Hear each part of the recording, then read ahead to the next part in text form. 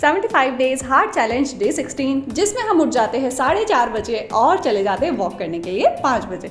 Walk के complete होते ही हमसे मिलने आ जाता है रॉनी, तो हम उससे मिल लेते हैं। फिर हमारी एक्सरसाइज स्टार्ट हो जाती है, जिसमें सबसे पहले हमारा काम होता है वार्म अप करने का। तो वार्म अप में क्या करते हैं, तो नेक एक्सरसाइज, स्ट्रेचिंग, लेग स्ट्रेचिंग और साथ ही साथ अल्टरनेट टो टच करके हमारे वार्म अप कंप्लीट होते हैं। फिर उसके बाद हम मेन एक्सरसाइजेस करते हैं, स्क्वाट्स और प्लैंक। उसे करने के बाद हमारी एक्सरसाइज कंप्लीट हो जाती है।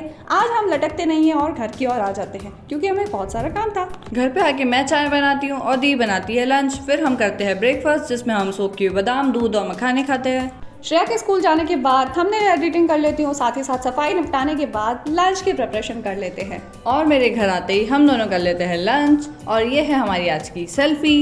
दीदी ट्यूशन पढ़ाती है, तब तक मैं एडिटिंग कर लेती हूँ और उसके बाद मैं बनाती हूँ रोटी। और दी की ट्यूशन खत्म होते ही वो आके सब्जी पका देती है।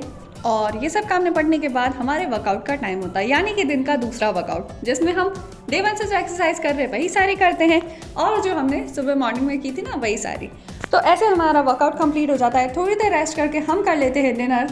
डिनर के बाद अभी भी हमारा एक टास्क पेंडिंग था, यानी कि बुक रीडिंग वाला टास्क, तो उसे भी हम कंप्लीट कर लेते हैं। और इसके बाद हम करते हैं हमारा फेवरेट काम, यानी कि डे चार्ट पर क्रॉस लगाना।